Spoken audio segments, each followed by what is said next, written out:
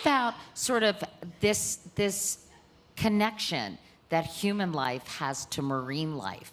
Yeah, I mean, I think as marine biologists, we study this in school. The first life that emerged on this planet came out of the ocean.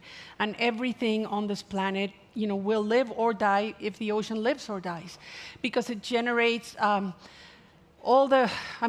it's a huge conveyor belt of currents, of precipitation. It moderates our weather, but it produces 50% of the oxygen we breathe, these phytoplankton.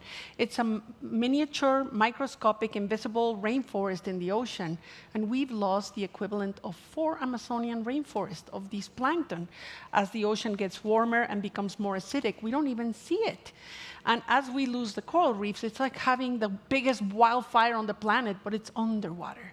Yeah, talk about the impact of what's happening to the coral reefs, if you could, and sort of how much danger we're in. Obviously, you said that, 90% of the Great Barrier Reef. But over 50 countries reported severe bleaching this year. So why is that such an important issue?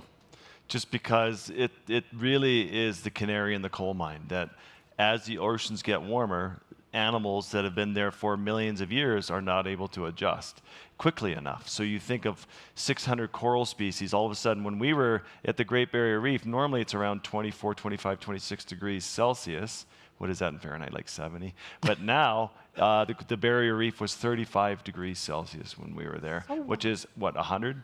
And then all these animals can't adjust. The coral, which are living organisms, all just panic and they turn white, and sort of all the life that is on this on the coral reef dies, and then the coral reef, 50% of it's just going to turn to rubble. And this is home for 700 species of fish, for thousands of invertebrates. 25% of all biodiversity in the ocean is found in coral reefs.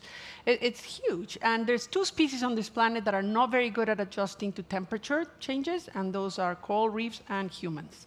So as the reefs go, So is it fixable? Is it reversible? What can be done to change the situation?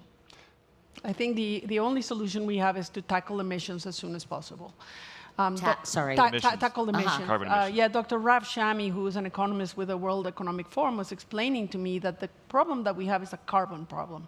We have too much carbon in the atmosphere. Normally, it's buried underground as fossil fuels that are buried. And he was saying, we need to do 2 things. We need to close the tap and turn emissions off as soon as we can, or we're going to lose these ecosystems irreversibly. And the second thing we need to do is we need to drain the tub. And the best tool we have is ecosystems like oceans, mangroves, rainforests to draw down the carbon from the atmosphere again. We need nature. We need it to be alive, and we need to invest accordingly.